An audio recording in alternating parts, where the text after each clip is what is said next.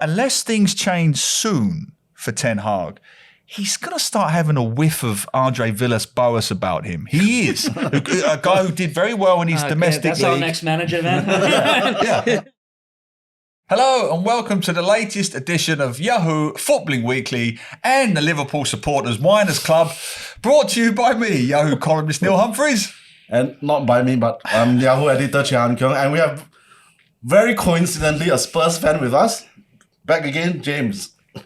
Before one starts cheering and one starts crying, we just want to thank you, as always, for your loyal support week on week. More comments, more suggestions. We love it. It means we have a sponsor in StarHub. Yeah, and StarHub, obviously, being the official broadcaster of the Premier League, lots of deals for you. In fact, they have teamed up with Canadian 2-for-1 pizza. So if you buy the Canadian 2-for-1 pizza's Premier League pizza bundle from them, you stand a chance to win a trip to go and watch your favourite team live in UK. Brilliant. Every month. Brilliant. I'm a big fan of Canadian 2-for-1. They've sponsored local sport here for many years. They now have this like food truck at SPL games. Correct. Go and patronize them, man. For as long as I can remember, they've always been good sponsors of local sport. Very good sponsor. Good stuff, great sponsor. So here's the website to go if you want to know more about the promotion. Okay. The more pizza you eat, the more chance you've got of going to the EPL games. There you go. What more do you want? Now, let's move on to what we really want to talk about. The meat of the pizza. The stuff around us. Technology. The role of technology. VAR in the game against Tottenham versus Liverpool. Love the pantomime of it. Love the theatre of it. All right, you can go first. You're a Liverpool man. On. Let's do VAR first. What's your thoughts? Have you got a box of tissues for him? Tissue. Get the violin out. It ruined everything. Okay, but really, I mean, when even the VAR referee makes the error and nobody points up, there are so many. And his assistant as well. Yeah, that's the the thing. assistants also didn't point out the error to him, and the referee didn't double check because maybe they wanted to move on with the game. Maybe they are already there's no. It took just like a few seconds before they said, "Oh, it's clear," and that is a perfectly legitimate goal by Luis Diaz, which is chalked off. So obviously, the fan base of Liverpool has been really the last few days. My Twitter feed was like conspiracy theory after conspiracy theory, and Spurs get the brunt of all the why they cheer so loud because of an own goal right at the end. Not everybody's getting just really, happy to beat the Scousers. What's wrong with that? Right? Yeah, but like you said in your column that conspiracy theories now have a field day, and VAR's technology, if it's not being utilized properly, it just lends itself so quickly to so much bad atmosphere all around. Yeah, it's not good for football. It's supposed to enjoy it. And then it's just everybody's in a bad mood about it. Oh no, I did enjoy it. Let's get it right. Just like to beat the Liverpool. I did enjoy the pantomime of it, but I'll do your points first, and then we'll go to James. Yes, you're right. I wrote about it in the Yahoo column, which will appear on the screen now. There are two issues with this VAR pantomime. The first part is just that, the pantomime. I love the conspiracy theories. I mean, it's up there with JFK on the grassy knoll. Firstly, I want to ask Liverpool supporters, who are the they? It's always they are out to get us. They are out to bring us down. They are conspiring to stop Liverpool from da-da-da-da-da. Firstly, who are the they? Secondly, Tories. It's the must Tories, be. yeah. Secondly, they must be the worst conspiracy cabal of whoever in history, because you're the second most successful club in history. You've won, is it 5 or 6 European Cups? I forgot. 6 European Cups. This is the world's worst conspiracy against your club, right? That's the silly point. The slightly more serious point is, the issue I have with the VAR decisions, terrible though they were, is just that. It panders to the lunatic fringe. It gives credence to outlandish conspiracy theories that we don't normally take any attention of, and we shouldn't. They are front and center everywhere. You lose a bit of credibility. You lose trust. It's very hard to win it back. And then going forward, every dodgy decision or human error is going to be blamed on something Didn't other we have than that just anyway that. when we had referees? I think back to that famous Barcelona-Chelsea, and all the Chelsea fans said Barcelona paid this referee, it's corrupt. So I think you're going to get it whether it's VAR or whether it's human. I think the VAR is much more easier to feel because it's done in secrecy inside a room somewhere. There's no accountability. Nobody knows. The fans in the stadium can't see the decision-making process. I think. Look, I'm going to sit here as a Spurs fan and lecture on this, but I think, look, a couple of things, right? A few interesting stats for you here. So first one is, this is the 14th time since the beginning of last season that there's been an apology. Yeah. I think it's the first one for Liverpool. Yeah. And you've had one that went in your favour against Brighton. And they're mostly spread out across the clubs. They're spread out across the clubs, except Brighton have had 3 of them. Yeah, Arsenal had 2. So they're the winners at the moment in that regard. I don't see Brighton threatening to sue anyone or take disciplinary action any way they can, right? So first things first, it gets shared around in the same way that mistakes got shared around before. If anything, all that's happened is, in the past, you had mistakes and you chalked it up to the fact that referees are human. The game happens very fast. Did they see it? Did they not see it? And then what you had was you had a process a couple of days later where people could sit in a room and look at something and, okay, they couldn't change the outcome of the match, but they could take, retroactive punishment on someone. Now the situation you've got is that people are saying, well, now you've got this technology, the answer needs to be right. And when the answer's not right, it means something's wrong, right? But we're getting maybe less mistakes, but the arguments are getting stronger because now, the argument's not there. But from my point of view, looking at this match, it's interesting how it's played out over yesterday and today. So a couple of things have come up, right? Number one is that in actual fact, the VAR did not get the wrong decision. They got the right decision. They said it was onside. They said it was onside so quickly that they didn't even bother drawing the lines because it was onside. The issue was that they thought that the referee had said it was onside. Correct. They hadn't seen that the linesman flagged it. And so then to your point, they said check clear, referee said check clear, great, kick off the game. And as soon as the game's kicked off, you cannot do anything, right? So I'm told the referee was even aware at halftime of the error that had been made. So that's number one. Then it came out that these 2 VAR officials plus the 4th official from the match, were in the UAE on Thursday being paid in an arrangement with their organisation, to be fair, with the POML, to referee some matches in the Pro League, which brings out the Manchester City conspiracy. But again, these are professionals. Is that a good thing? Jet lag, other things like that is quite interesting. Their argument is, how is that any different to the Champions League? Yeah, they often do games in Europe. Yeah, but it feeds in again to the. I mean, that one's not so much conspiracy. That one is more about, were these people in peak condition to do what they should be doing, right? So I think, look, at the end of the day, it was a goal and it is what it is. But the same thing has happened many, many times. I'm thinking Pedro Mendes from the halfway line and anything else. But in the past, it was, okay, the linesman would have flagged. We'd have all have said, ooh, that looks close. But okay, and we'd have all moved on with it, right? In terms of the other decisions, again, the red card, to me, that's one where sometimes you get it, sometimes you don't. I think it's the one is context. I think that one, if the referee had given a red card straight away, people probably would have gone, yeah, okay. The issue that people have on that one, it was a yellow card first.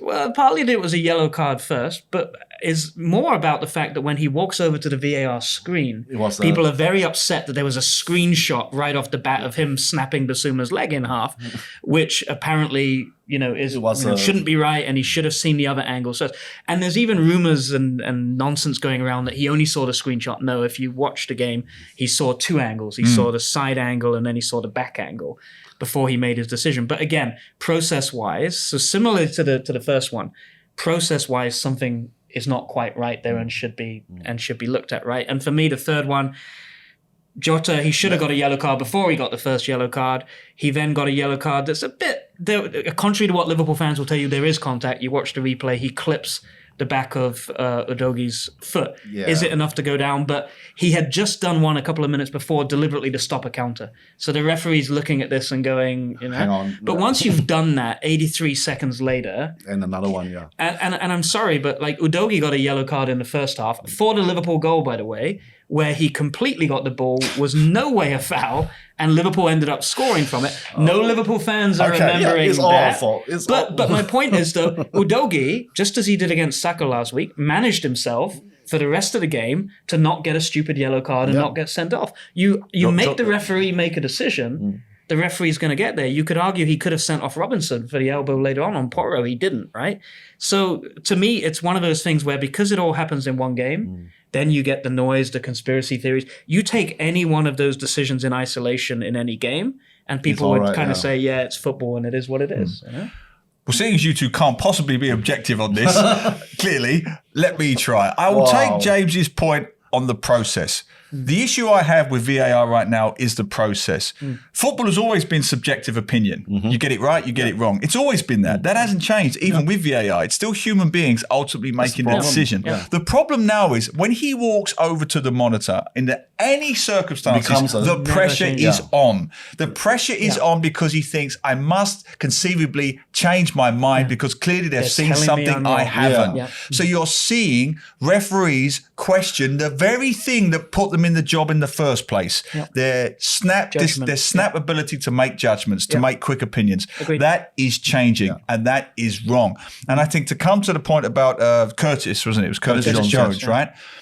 I'm with Alan Shearer on this one. I do think you need ex-players. I know this is sometimes a cop-out, but I do think if you're going to change VAR, have some ex-players or someone who's actually played the game in the VAR room. Because I will say objectively, yes, it looks like he's cut him off in half, whichever angle you see it. Anyone who's played the game at a decent level will tell you he wins the ball, his speed and momentum takes him over the top of the ball into the thing. It looks far worse than it actually was. I'm not sure in the old days before VAR, the guy would have got sent off. I think it would have been a yellow card. Some would, some wouldn't. I think it depends on the ref. I mean, and it depends. That's what I mean about some. That's the point about subjectivity. Sometimes you don't. Like Gusto at Chelsea last week wasn't that different. I didn't see anybody arguing about Gusto and filing appeals on that one. And I say to me, it's one of those ones. The referee gives a red, you kind of go, but the referee gives a yellow, changes it to red.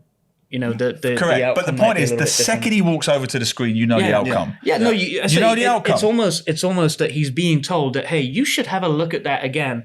Your natural instinct, like you say, when you're told that, if you did anything in life, and someone said to you, who's seen a replay multiple times that you haven't seen. Of course, that's my issue with VAR. And who is a professional supposed to guide you says, there you go. Are you sure you did it right? You really want to look at that? You're going to go over with a skeptical eye, right? Yeah, I mean, I get this theater to being played out. Honestly, if I had my way, we keep goal decision system because That's it. I'm with you. Other than one or two very strange things that we've seen, for the most part, that one is right. And that would have given Pedro Mendes his goal, so I'm happy. And we do away with VAR until such a time as we have robot overlords that can do this very effectively. We do away with VAR and we just go back to, you know what, there's human beings on the pitch. I agree. Mistakes will get made. I've always agreed with that. And the theatre of the sport is what it is. And I heard a lot of stuff this week about, rugby's better. Well, actually, anybody who's been following rugby recently with all the issues around high tackles and not high tackles, they're having the same issues. And in fact, they've introduced a rule that gives them 10 minutes while the player is off the pitch to review whether or not the player should be sent. No, so what they do now is they give the player a yellow card, which in rugby terms is a sin bin, you're off the pitch.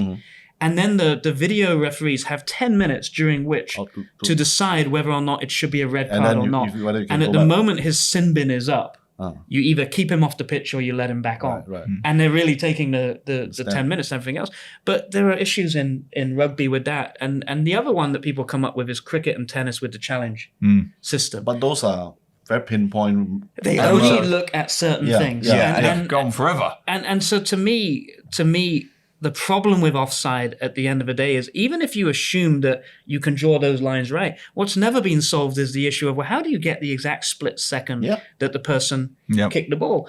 And then I hear things like, oh, what you should do is you've had a 6-inch margin of error. And I'm like, 6-inch margin of error. And then I tell you what, when it's 6.5 inches, you'll be arguing about whether it's 5.5 or 6.5. It's going to be the same at the end of the day. I'm with you. I think football has always been a subjective opinion-based game. We managed to survive without it. I've always believed that VAR should be goal line technology, which is as close as you can get to a black and white decision. Exactly. And if you really want to go one step further, anything that the referee has completely missed, which occasionally happens, which could be a blatant foul or famously the Diego Maradona goal. If you think of the major most contentious issues in football history, it's either been goal line technology, the Jeff Hurst goal of 1966, Frank Lampard's one that was like a yard over the line against Germany, or it's something that the referee just hasn't seen at all, which is Thierry Henry's handball, famously in the qualifier, and Diego Maradona's handball. These are black and white decisions that the referee just happened to miss.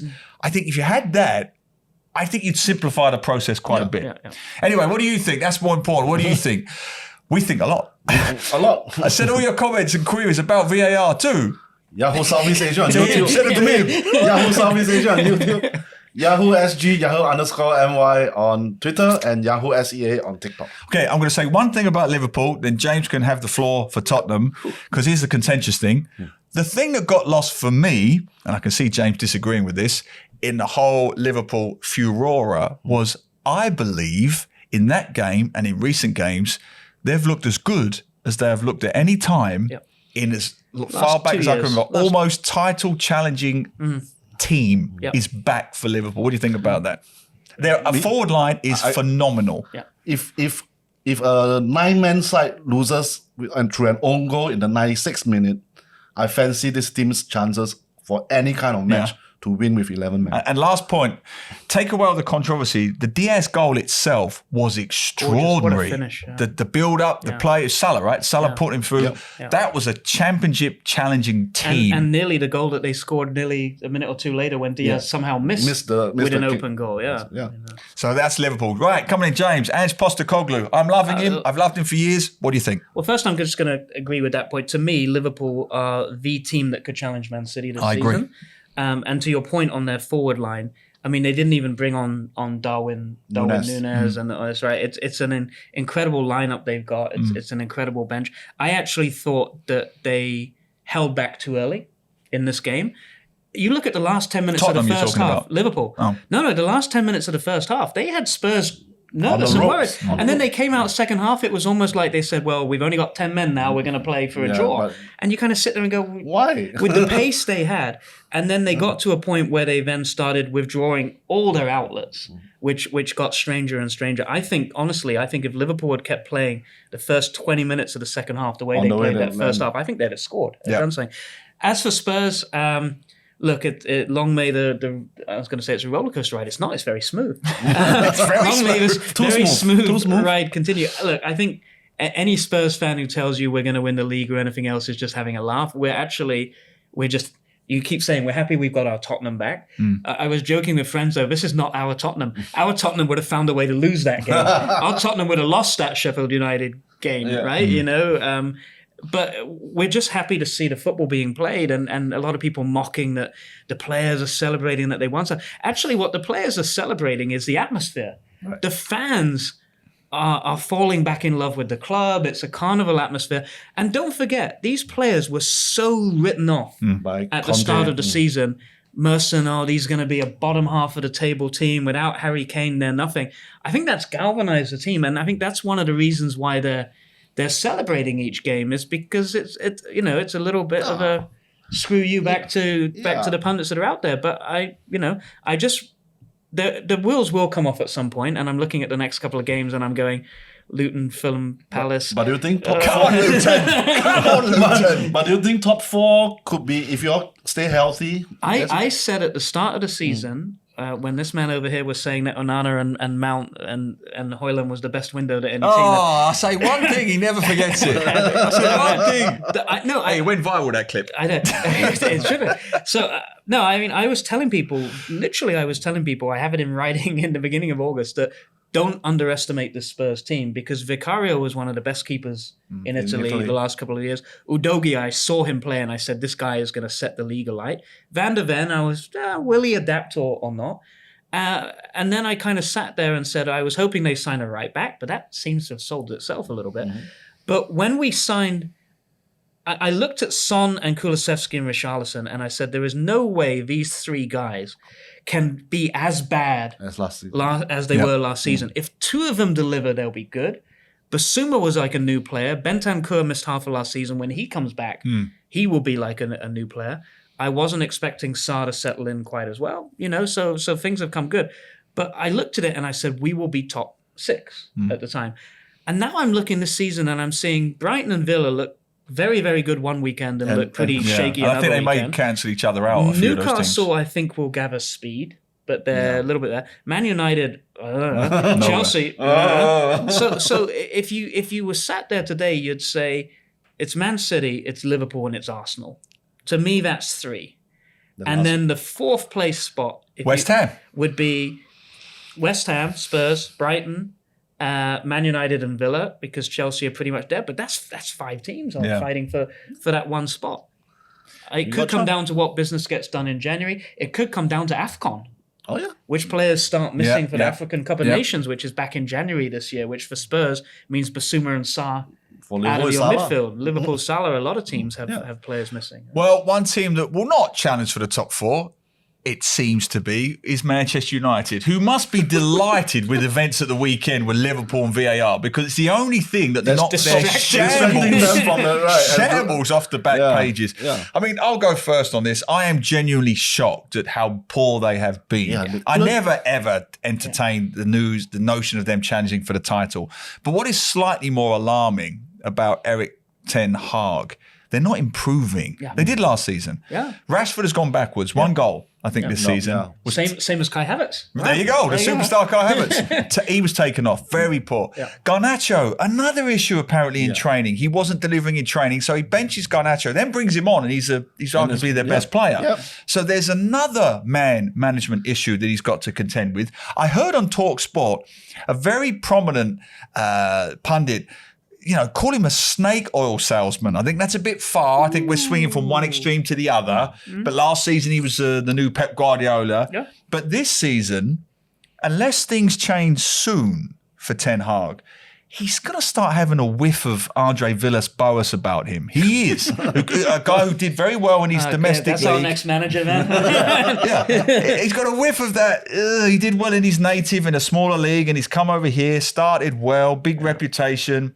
The squad has not improved. The signings have not really impressed. I don't see where they're going. Yeah, I think Peter Schmeichel said after that Palace defeat, he said he's worried that Højlund, who is actually a bright talent, Onana, and those Mason Mount who have come in, they is worried that because of this experience, they are now in this situation. They are not being. I mean, the bad vibes will eat into their talents, and then eventually seen it so many times. You've seen Onana like that. Højlund is still trying to press on. I think I like his. Well, imagine a Højlund at a Man City or Liverpool if you had a bit more time to bed down. But it always seems like the second season of the manager in Manchester United, the wheels start to come off, like Solskjaer, Mourinho, or even Louis van Gaal. The first season everybody's having good vibes. Everybody David Moyes, no? Second month.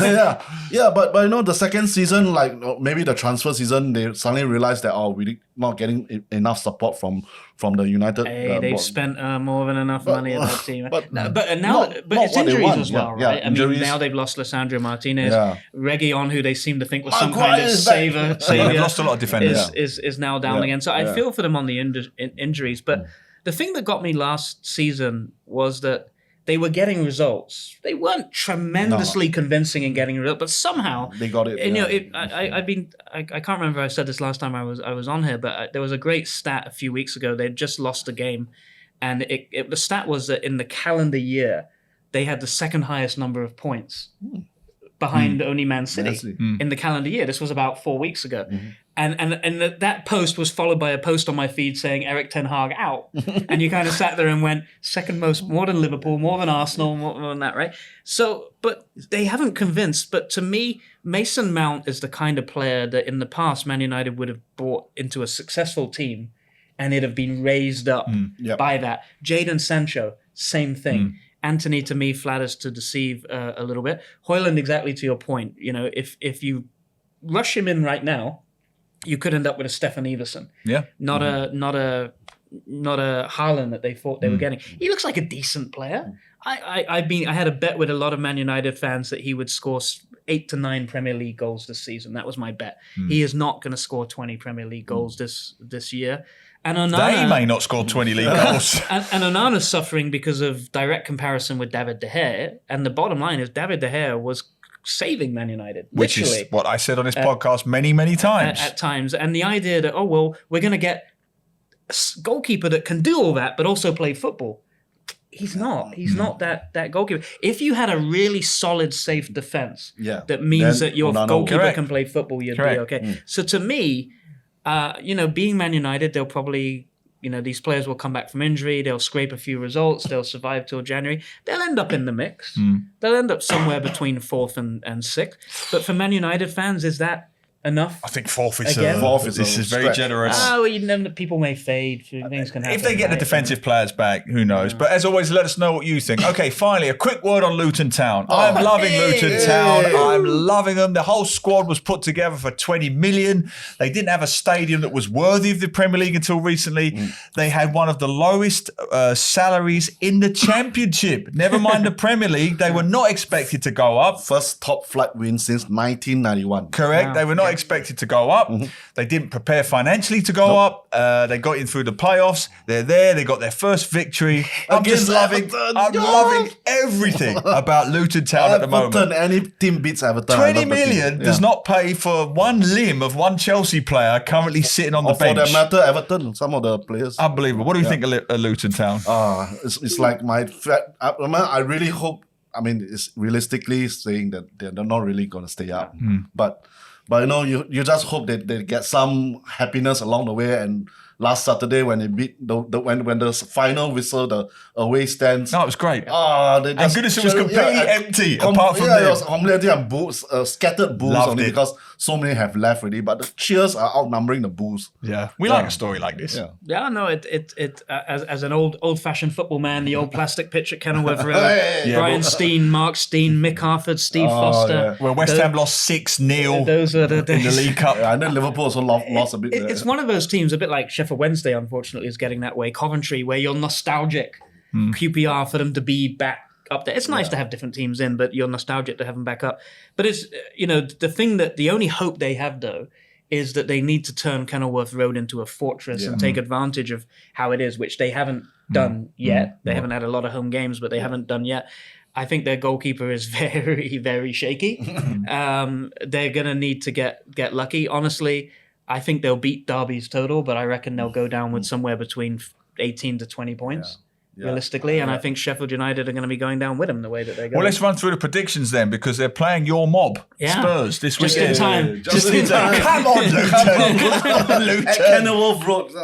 I like Edge, but not that much. That's gonna be fun. No, I think it'll be a Spurs. I'll go Spurs 2-1. I think Spurs 2-0, I think. What do you think? Don't make me jinx it. Okay, 2-0. All right, Brighton-Liverpool. That's a tricky one. Both wounded. Which Brighton wounded would show up? Tigers. Yeah, because Brighton just lost 6-1 to Villa. But it's at the Amex Stadium, isn't it? So it's going to be a tough one for Liverpool as well. I think, I would say we want to sneak a win, small win there, but I think it's going to be a draw. Go on. Liverpool. Yeah, I'll go I think Liverpool. Liverpool rebound, Liverpool 2-1. Their forward line is too 2-1. strong. All right, but the game of the week to finish. Arsenal, Manchester City at Arsenal. What do we think? I'll go easy. I still think, I was going to say Man City, but I might change my mind because Rodri is still missing. Yeah. Because Rodri is missing, I'll go a draw, 1-1. Yeah, I think a 1-1 or 2-all draw. I think Arsenal are going to win. No, because I think Arsenal, they rested players a little bit this weekend, knowing it was only Bournemouth with one eye on that, to be honest. But so both of them will have Champions League matches in the midweek, and let's say if City drops more points at Leipzig, I'm hoping for a draw. Then I think. I really just hope Arsenal don't win. 2 words. Luton Town. Come on, Luton. Well, you can watch all of these games. If Arsenal win, we could be top of the league, right? Anyway. You could. Luton. Come on, Luton. All right. Well, you can see all of these games on StarHub. And don't forget the latest StarHub special offer to finish. So 1 year free broadband if you subscribe right now. What a deal.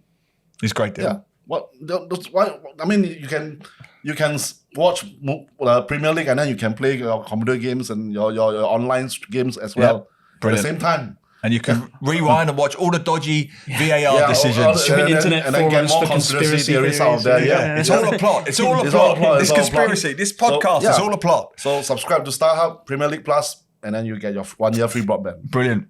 Thanks again, James, as always, for coming on. Thank you. Good luck, Luton Town. And we will see you in part 2. We'll be still here with James talking all things Singapore football, including the Lionesses. So we'll see you very soon in part 2. Take care.